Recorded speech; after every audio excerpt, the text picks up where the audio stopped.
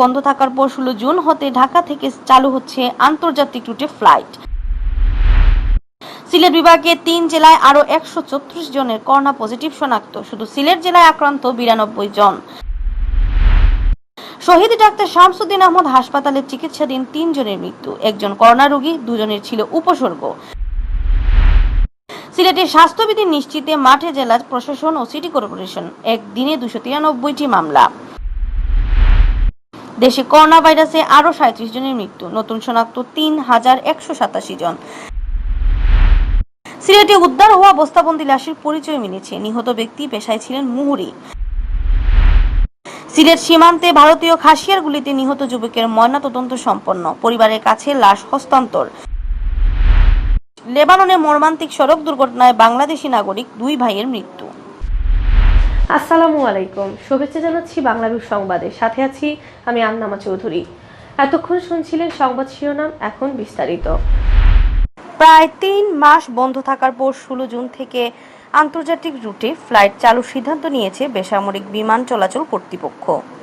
আপাতত লন্ডন ও কাতারে যাবে ফ্লাইট, তবে কাতারের অভ্যন্তরে ঢুকতে পারবেন না যাত্রীরা। অন্য দেশে যাওয়া ট্রানজিট হিসাবে সেখানকার বিমানবন্দর ব্যবহার করবে কাতার এয়ারওয়েজ। বৃহস্পতিবার এই সিদ্ধান্ত নেওয়া হয়েছে বলে গণমাধ্যমকে নিশ্চিত করেছেন বেবিচক chairman air vice marshal Mafidur Rahman. এদিকে 16 জুন থেকে আন্তর্জাতিক ফ্লাইট চালু হওয়ায় সিলেটে এসে আটকা পড়া অন্যান্য দেশের, বিশেষ করে যুক্তরাজ্যের প্রবাসীরা যেন স্বস্তির নিঃশ্বাস ফেলেছেন। চীন, যুক্তরাজ্য সহ ইউরোপের দেশগুলো ছাড়া মধ্যপ্রাচ্যের সব দেশ বাংলাদেশিদের প্রবেশে নিষেধাজ্ঞা দিয়ে রেখেছে, তাই সেসব দেশে ফ্লাইট চালু করা যাচ্ছে না। তবে কাতারি এয়ারওয়েজকে যাত্রী পরিবহনের অনুমতি দেওয়া হয়েছে, তাই ইউরোপ সহ যেসব গন্তব্যে বাংলাদেশিদের প্রবেশে বাধা নেই সেসব দেশে যাত্রীদের নিয়ে যাবে। সিলেট বিভাগের 3 জেলায় 134 জনের করোনা পজিটিভ শনাক্ত হয়েছে। এর মধ্যে শুধু সিলেট জেলায় রয়েছেন 92 জন। বৃহস্পতিবার সকালে ঢাকার ল্যাব থেকে এই ফলাফল সিলেট স্বাস্থ্য অধিদপ্তরকে জানানো হয়। স্বাস্থ্য অধিদপ্তরের সিলেট বিভাগীয় কার্যালয়ের সহকারী পরিচালক ডাক্তার আনিসুর রহমান জানান, বৃহস্পতিবার সকালে ঢাকা থেকে 136 জনের করোনা পজিটিভ রিপোর্ট জানানো হয়েছে। এর মধ্যে সিলেট জেলার 92 জন, মৌলভীবাজার জেলার 26 জন ও হবিগঞ্জ জেলার 18 জন রয়েছেন। এছাড়া পূর্বে যে 33 জন শনাক্ত হয়েছিলেন তাদেরও পরিচয় পাঠানো হয়েছে। নমুনা জট লাগায় Sylhet MAG Usmani medical college lab থেকে গত 2, 3 ও 4 জুনে সংগৃহীত নমুনা পরীক্ষার জন্য ঢাকায় পাঠানো হয়েছিল। সিলেটে করোনা রোগীদের একমাত্র সেবা কেন্দ্র শহীদ ডাক্তার শামসুদ্দিন আহমদ হাসপাতালে চিকিৎসাধীন 3 জনের মৃত্যু হয়েছে। বৃহস্পতিবার তারা মারা যান। এদের মধ্যে একজন করোনায় আক্রান্ত এবং অন্য 2 জন করোনার উপসর্গ নিয়ে হাসপাতালে ভর্তি ছিলেন। হাসপাতালের medical officer doctor Janmejay Dutta জানান, করোনা আক্রান্ত হয়ে মারা যাওয়া রোগী গোলাপগঞ্জ উপজেলার বাঘা ইউনিয়নের তুরুকবাগ গ্রামের মতিন মিয়া।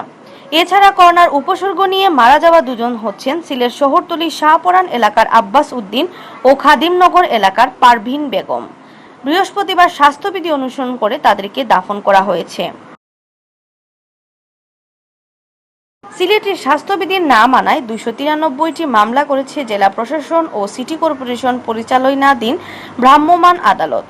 বৃহস্পতিবার সিলেট নগরী ও জেলার বিভিন্ন উপজেলায় এ অভিযান চালানো হয়। পরে জরিমানা আদায় করে মামলাগুলি নিষ্পত্তি করা হয়। অভিযানে অংশ নিয়ে সিটি কর্পোরেশনের 1টি ও জেলা প্রশাসনের 19টি ভ্রাম্যমাণ আদালত। স্বাস্থ্যবিধি নিশ্চিতে সিলেট জেলা প্রশাসনের 8টি টিম নগরীতে ও 11টি টিম বিভিন্ন উপজেলায় অভিযান চালায়। এ সময় 279 জনের বিরুদ্ধে মামলা দায়ের করে। পরে জরিমানা আদায় করে মামলাগুলি নিষ্পত্তি করা হয়। এদিকে স্বাস্থ্যবিধি লঙ্ঘনের দায়ে সিলেট নগরীতে অভিযান চালিয়ে 14টি মামলা দায়ের করেছে সিটি কর্পোরেশনের ভ্রাম্যমাণ আদালত। পরে 15,000 টাকা জরিমানা আদায় করে মামলা নিষ্পত্তি করা হয়। অভিযানে নেতৃত্ব দেন সিটি কর্পোরেশনের নির্বাহী ম্যাজিস্ট্রেট ও প্রধান রাজস্ব কর্মকর্তা মোহাম্মদ জসিম উদ্দিন। মোহাম্মদ জসিম উদ্দিন জানান, বৃহস্পতিবার সকাল থেকে নগরীর বন্দরবাজার ও লালদিঘির পাড়ে সিলেট সিটি কর্পোরেশনের পক্ষ থেকে অভিযান চালানো হয়েছে। এ সময় মাস্ক না পরে বাইরে আসায় 13 জনকে অর্থদণ্ড দেওয়া হয়। এছাড়া সিটি কর্পোরেশনের কর্তৃক বন্ধ ঘোষণা করা মার্কেটগুলোতে নির্দেশ অমান্য করে দোকান খোলায় আরও 1 জনকে জরিমানা করা হয়। দেশে গত 24 ঘন্টায় করোনা ভাইরাসে আরও 37 জনের মৃত্যু হয়েছে। এ নিয়ে ভাইরাসটিতে প্রাণ হারালেন 1049 জন। এছাড়া একই সময় নতুন আক্রান্ত হিসেবে শনাক্ত হয়েছেন 3187 জন। বৃহস্পতিবার দুপুরে স্বাস্থ্য অধিদপ্তরের করোনা ভাইরাস বিষয়ক নিয়মিত হেলথ বুলেটিনে এ তথ্য জানান অধিদপ্তরের অতিরিক্ত মহাপরিচালক অধ্যাপক ডাক্তার নাসিমা সুলতানা। তিনি জানান, করোনা ভাইরাস শনাক্তে গত 24 ঘন্টায় আরও 16,114টি নমুনা সংগ্রহ করা হয়। পরীক্ষা করা হয় 15,772টি নমুনা। নতুন নমুনা পরীক্ষায় করোনা সংক্রমণে শনাক্ত হয়েছেন আরও 3,187 জনের। ফলে আক্রান্তের সংখ্যা দাঁড়িয়েছে 78,052 জন। আক্রান্তদের মধ্যে মারা গেছেন আরও 37 জন। আগের দিনও সমান সংখ্যক রোগীর মৃত্যু ছিল। এ নিয়ে মোট মৃত্যু হল 1049 জনের। 24 ঘন্টায় সুস্থ হয়েছেন 848 জন। ফলে সুস্থ হয়ে বাড়ি ফিরলেন মোট 16,748 জন। স্ক্রিনিং কার্যক্রম বিমানবন্দরে 260 জন 24 ঘন্টায়, স্থলবন্দরে 682 জন এবং সমুদ্র বন্দরে 338 জনকে স্ক্রিনিং করা হয়েছে এবং সর্বমোট 24 ঘন্টায় 1180 জনকে স্ক্রিনিং করা হয়েছে সকল বিমানবন্দর এবং ক্যান্টনমেন্ট রেল স্টেশন সহ। এ পর্যন্ত স্ক্রিনিং করা হয়েছে 7,13,958 জনকে বিভিন্ন বন্দর এবং ক্যান্টনমেন্ট রেল স্টেশন। বাংলাদেশের এই ছিল তথ্য। সিলেটের দক্ষিণ সুরমা থেকে উদ্ধার হওয়া বস্তাবন্দি লাশের পরিচয় পাওয়া গেছে। খুন হওয়া ওই ব্যক্তি বালাগঞ্জ উপজেলার ঘোরপুর দত্তপুর গ্রামের আব্দুল আলীর ছেলে ইউনুস আহমেদ শামীম। তিনি পেশায় মুহুরী। শামীমের হত্যাকারীদের দৃষ্টান্তমূলক শাস্তি দাবি করেছে তার পরিবার ও সহকর্মীরা। শামীমের স্বজনরা জানান, গত 8 জুন রাতে ঢাকা যাওয়ার উদ্দেশ্যে তিনি সিলেটে আসেন। রাত 12:30টার দিকে তিনি গাড়িতে ওঠার কথা, কিন্তু গাড়ি ছাড়ার আগেই তার মোবাইল ফোন বন্ধ পাওয়া যায়। বৃহস্পতিবারে ফেসবুকে লাশের ছবি দেখে শামীমের ভাগ্নের সন্দেহ হয়। পরে পুলিশের সাথে যোগাযোগ করে উসমানী মেডিকেল কলেজ হাসপাতালে মর্গে এসে তারা লাশ শনাক্ত করেন। বুধবার বিকেলে সিলেটের দক্ষিণ সুরমা উপজেলার শিলাম ধুপাঘাট এলাকায় রাস্তার পাশ থেকে বস্তাবন্দি অবস্থায় লাশটি উদ্ধার করা হয়।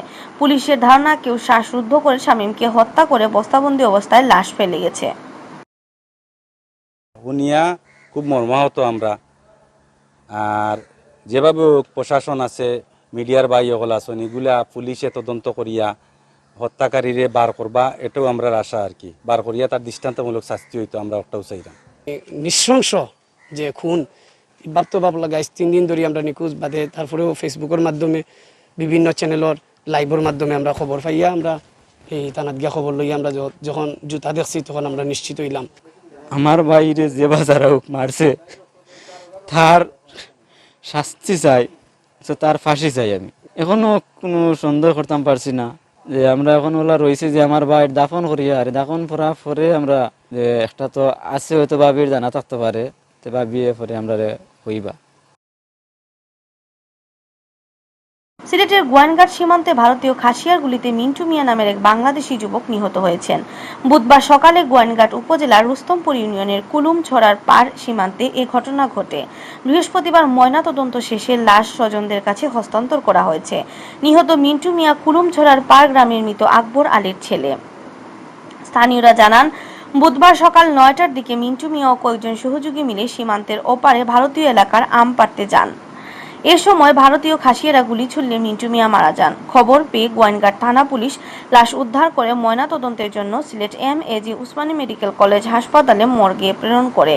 বৃহস্পতিবার দুপুরে ময়নাতদন্ত শেষে মিন্টু মিয়ার মরদেহ তার স্বজনদের কাছে হস্তান্তর করা হয়। হ্যাঁ, গাছাতে আম ফারছে, আম ফারার পরে মনে করেন খাসিয়া যদি চিনা ভরিস খাসিয়া তো মনে করেন মারল না, গরু আনতে গেছে, এখন গুলি মেরে দিছে। গুলি মারার পরে লাশ তারা আনছে গিয়া আন্যা সেরা মনে করেন যে পোস্টমর্টম রয়েছে। তার সাথে আম গাছে গিয়ে উঠছে, এখন আম পারছে, পারার সাথে খাসি আইসে, ইন্ডিয়ার লোক আইসা গুলি করছে। গুলি করার সাথে সাথে খাসিয়ার এখানে নাই, ওরা খাসিয়া গেছে গা। আমরা 10-12 জন লোক গিয়ে লাস্টে আনলাম বাংলাদেশে, গিয়ে মরা পাইছি। এটাই আমার শেষ। লেবাননে মর্মান্তিক সড়ক দুর্ঘটনায় বাংলাদেশি নাগরিক 2 ভাই মারা গেছেন।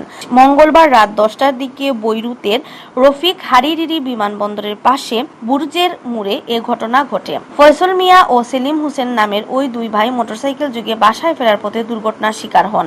একটি গাড়ি ধাক্কা দিলে তারা দুর্ঘটনার শিকার হন। ঘটনাস্থলেই মারা যান ফয়সাল, আর হাসপাতালে নেয়ার পর মারা যান সেলিম। তারা ঢাকা জেলার কেরানীগঞ্জ থানার ধলেশ্বর গ্রামের মফিজুর রহমানের ছেলে। এতক্ষণ শুনছিলেন বাংলাভিউ সংবাদ। রাত 11টায় প্রচারিত হবে সিলেটের আঞ্চলিক ভাষায় সংবাদ। দেখার আমন্ত্রণ রইল। সাথে থাকার জন্য ধন্যবাদ।